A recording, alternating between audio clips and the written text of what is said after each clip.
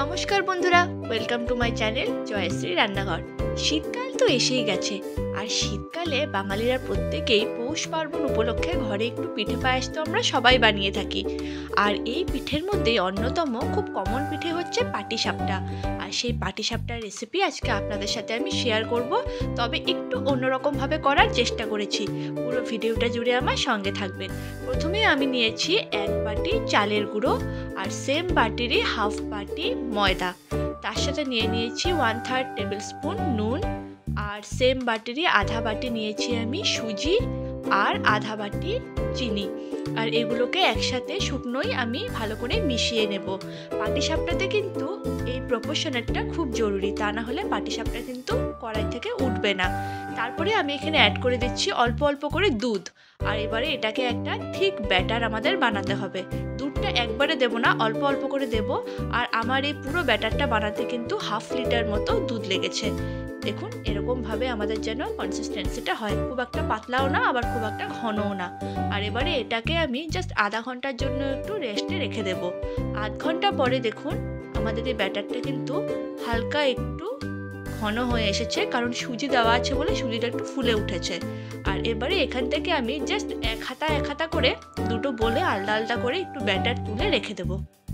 আর বাকি ব্যাটারটাকেও আমরা আলাদাভাবে একটু সাইডে রেখে দেব।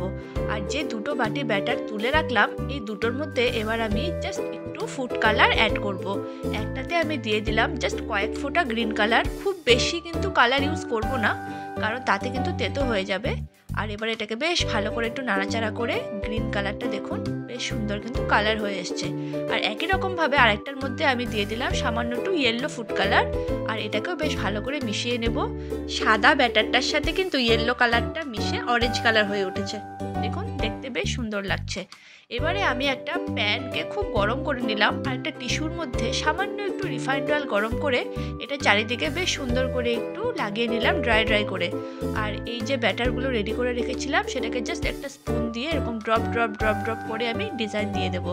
আপনারা চাইলে অন্যরকম ডিজাইনও দিতে পারেন, তবে আমি এরকম ড্রপ করেই দিলাম।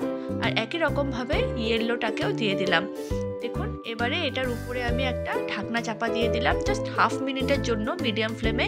যখন এটা একটু ড্রাই হয়ে আসবে, তখন যে সাদা ব্যাটারটা রেডি করে রেখেছিলাম সেটা হাতা দিয়ে সামান্য একটু নেড়ে নিয়ে উপর থেকে এরমভাবে দিয়ে দেব। আর এটাকে পেছন সাইডটা দিয়ে এরমভাবে গোল একটা আমরা শেপ দিয়ে দেব। দেখুন, এটা কিন্তু বেশ পাতলা ব্যাটারি হয়েছে। আর এবারে আবারও এটাকে আধা মিনিটের জন্য মিডিয়াম ফ্লেমে ঢাকনা দিয়ে দিলাম। আধা মিনিট পর যখন ঢাকনাটা খুলে দেব, তখন কিন্তু আমাদের ব্যাটারটা বেশ ড্রাই হয়ে এসছে। এবার এখানে পুর দেওয়ার জন্য আমি দিয়ে দিলাম ক্ষীর। আর ক্ষীরটা দেওয়ার পরে একটা খুন্তি দিয়ে আমরা বেশ আলতোভাবে জিনিসটাকে মুড়ে দেব। খুব বেশি কিন্তু প্রেস করব না, তাতে ভেঙে যেতে পারে। দেখুন সুন্দরভাবে কিন্তু উঠে এসেছে, এক ফোঁটাও আমাদের প্যানে কিন্তু লেগে নেই। আর এই দেখুন আমাদের সুন্দর দেখতে পাটিসাপটা রেডি। একই রকমভাবে আমি আপনাদেরকে আরেকটাও করে দেখাচ্ছি। আমি এখানে পুরের জন্য যে ক্ষীরটা বানিয়েছি সেটা কিন্তু আমি ঘরেই বানিয়েছি, তবে আপনারা যদি ঘরে বানাতে না চান তাহলে দোকানে আজকাল রেডিমেড কিনতেও পাওয়া যায়, আপনারা সেটাও কিনে আনতে পারেন, বা বাজার থেকে কালাকাঁদ কিনে নিয়ে এসে সেটা দিয়েও বানাতে পারেন।